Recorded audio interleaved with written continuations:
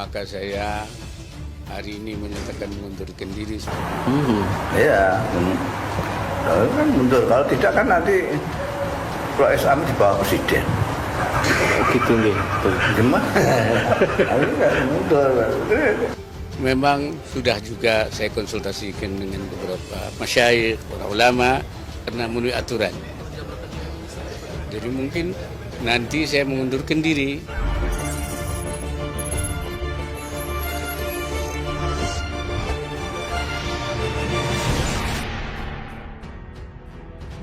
Ma'ruf Amin akan diganti Prabowo?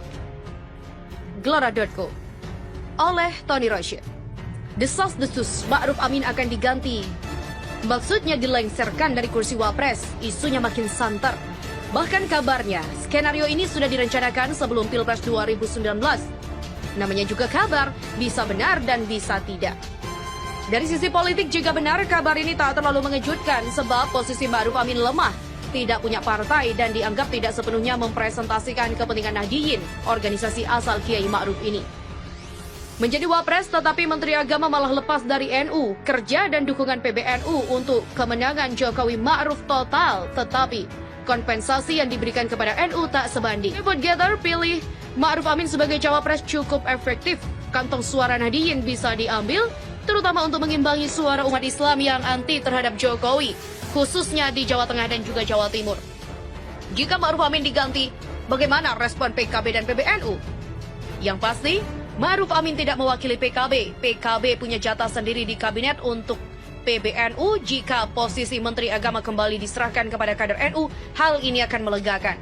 Proporsional, sebab banyak garapan kemenang itu ada di wilayah NU. Mungkinkah posisi Wapres ditukar gulingkan dengan benak? Sepertinya PBNU tak keberatan, sebab pegang kemenak bagi NU bisa jadi lebih banyak manfaatnya daripada posisi Wapres. Lalu apa alasan konstitusional mengganti Ma'ruf Amin? Mengundurkan diri dengan alasan uzur itu dibenarkan oleh konstitusi. Simple. Siapa yang menggantikannya? Yang pasti bukan Muhaimin Iskandar atau Caimin atau Kiai Said Akil Sirot SAS.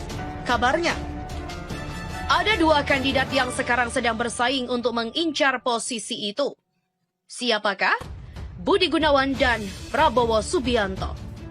Budi Gunawan, orang dekat Megawati, Ketua Umum PDIP. PDIP cukup besar jumlah kursinya di DPR jika nanti terjadi pemilihan di parlemen. Tetapi Jokowi nampaknya lebih sreg ke Prabowo Subianto untuk mendampingi dirinya. Kenapa? Dikarenakan yang pertama, selama ini Jokowi selalu berhasil menghindari kooptasi Megawati. Pilihan kepada Luhut bin Sarpanjaitan selama 2 periode kepemimpinannya adalah bentuk nyata dari upaya Jokowi menghindari kooptasi Mega. Sementara BG adalah orang Mega. Kedua, Prabowo tak diragukan loyalitasnya kepada atasan. Jokowi tak perlu risau dan merasa khawatir terhadap Prabowo. Tidak akan menelikung atasan. LBP adalah orang yang kenal benar dengan siapa Prabowo. Dituduh menelikung PKS dan umat, itu soal yang berbeda. Karena PKS dan umat bukan atasan Prabowo, inilah yang harus dipahami. Ketiga, Prabowo mempunyai partai Gerindra. Jumlah kursinya juga signifikan dan ini bisa menjadi alasan kenapa Prabowo mempertahankan posisinya sebagai Ketua Umum Partai Gerindra. Selain alasan untuk persiapan Pilpres 2024, Gerindra akan di garda terdepan untuk backup Jokowi. Hal ini sekaligus memberi pesan bahwa Jokowi merasa aman jika 2024 Prabowo menjadi presiden. Keempat adalah Prabowo militer. Keberadaan militer sebagai Wapres akan menjadi perisai saat Indonesia dihantam krisis. Mesin militer bisa digunakan untuk menghadang jika terjadi demo besar-besaran di masa krisis. Dan ingat, Indonesia sudah masuk masa resesi, pertumbuhan ekonomi minus 5,32% dan kabarnya, bahkan lebih dari itu, akhir tahun ini negara kehabisan uang. Ini bisa menjadi gejolak ekonomi yang berefek pada gejolak sosial dan politik. Disitulah peran Prabowo yang berlatar belakang militer menjadi penting. Siapa yang akan menggantikan posisi Ma'ruf Amin? Akan bergantung kelihayan kedua partai besar itu bermanuver antara PDIP versus Gerindra. Tapi ada pertanyaan besar yang mendasar yang tak boleh diabaikan. Apakah Ma'ruf Amin akan legowo untuk mundur? Atau sebaliknya, mantan kader P3 dan PKB ini justru bermanuver untuk mengganti presiden? Ingat, politik itu tidak linier. Apa yang tampak di permukaan dan perencanaan tak sepenuhnya akan menjadi kenyataan. Dalam dunia politik, sesuatu yang tidak mungkin bisa saja terjadi.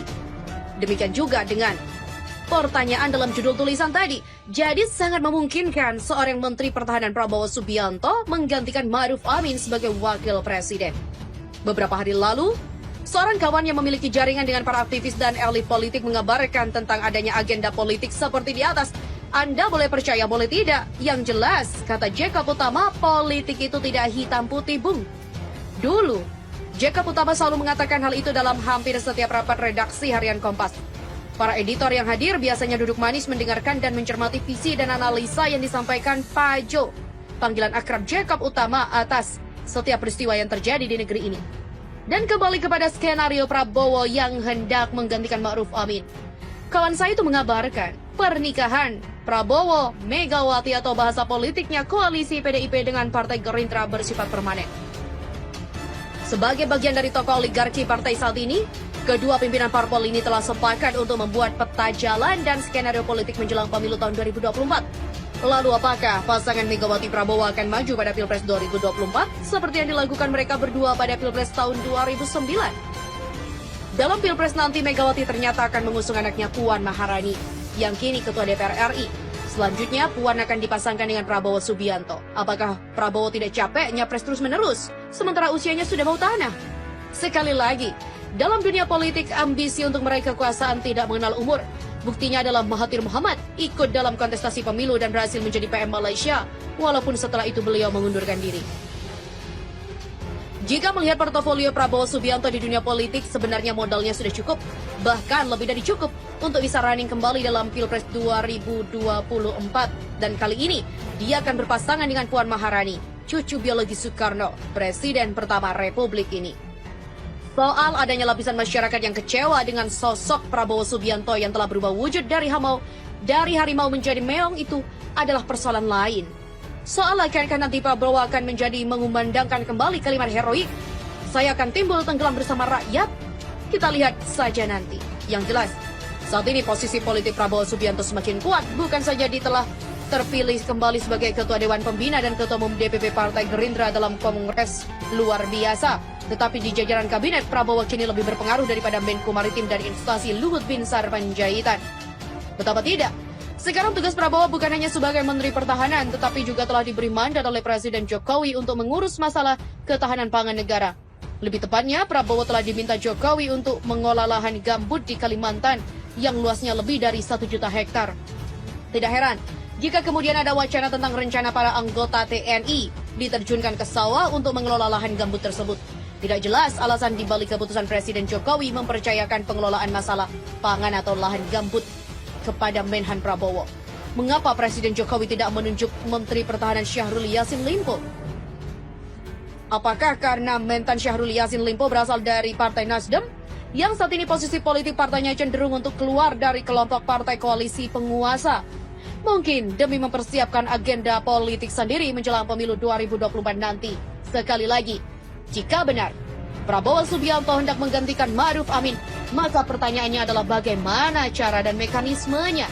Bukankah Wapres Ma'ruf Amin satu paket dengan Presiden Jokowi?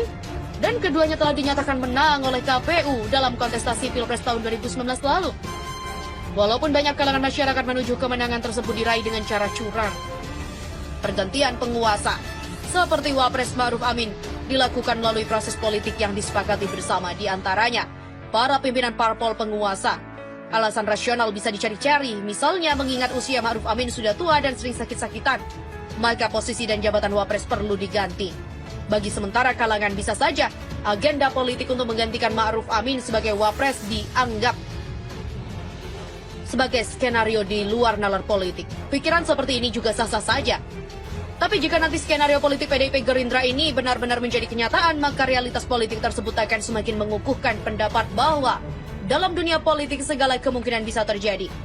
Sangat mungkin terjadi Jokowi bisa mundur atau bahasa halusnya diminta mundur sebelum masa tugasnya selesai sebagai presiden periode kedua berakhir tahun 2024. Bisa di 2023 Jokowi mundur, sehingga pada Pilpres 2024 nanti posisi Prabowo adalah presiden. Loh, kalau begitu siapa nanti yang akan meminta mundur Jokowi? Ya penguasa parpol koalisi lah, terutama PDIP dan Partai Gerindra. Nah, kawan saya itu mengabarkan seperti itu agenda dan skenario politik yang akan dijalankan Prabowo Subianto bersama PDIP. Jadi langkah pertamanya adalah menggantikan Ma'ruf Amin sebagai Wapres, kemudian setahun atau 2 tahun menjelang Pilpres 2024, Prabowo akan menggantikan Jokowi sebagai presiden. Dengan begitu, nanti Prabowo akan maju sebagai presiden incumbent dalam Pilpres 2024 tatkala berpasangan dengan Puan Maharani. Itulah agenda politik dari koalisi permanen PDIP Partai Gerindra. Dengan demikian, sudah lengkap oligarki parpol dan dinasti politik di negeri ini. Mereka akan asik sendiri dengan permainan kursi kekuasaan masing-masing. Sementara masyarakat dibiarkan mengurus dan mengatasi masalahnya sendiri.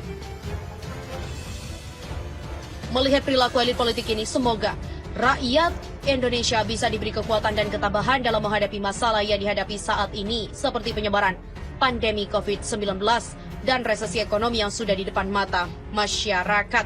Sekarang dihadapkan pada persoalan yang saling bertumpuk dan silih berganti. Sementara para penguasa asik mengutamakan kepentingan pribadi dan kelompoknya masing-masing.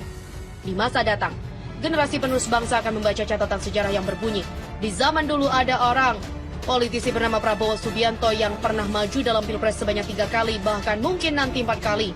Pada 2009, Prabowo menjadi calon wakil presiden berpasangan dengan Megawati Soekarno Putri. Megawati Prabowo dikalahkan pasangan SBY Budiono. Lalu pada Pilpres 2014, Prabowo maju sebagai capres berpasangan dengan Hatta Rajasa. Prabowo Hatta kalah dari pasangan Jokowi JK. Kemudian di Pilpres 2019, Prabowo maju berpasangan dengan Sandiaga Uno. Prabowo kembali kalah dari Jokowi pada periode keduanya berpasangan dengan Kiai Haji Ma'ruf Amin. Prabowo akhirnya bergabung dengan kabinet Jokowi. Setelah menjadi Menhan di kabinet Jokowi, tiba-tiba Prabowo menggantikan Ma'ruf Amin sebagai Wapres. Tidak hanya itu, menjelang Pilpres 2024, Prabowo kembali kemudian menggantikan Jokowi yang mengundurkan diri sebagai presiden yang pada periode kedua. Selanjutnya, Prabowo bersama Puan Maharani maju sebagai pasangan capres dan cawapres pada pemilu presiden 2024. Jika seperti itu catatan sejarah politik Indonesia, apakah anak cucu generasi bangsa Indonesia akan menangis sambil mencaci maki para elit politik generasi sebelumnya? Atau mereka akan menerima dengan legowo catatan kelam perilaku elit kekuasaan saat ini? Wallahu a'lam bishawab. Penulis adalah wartawan senior FNN.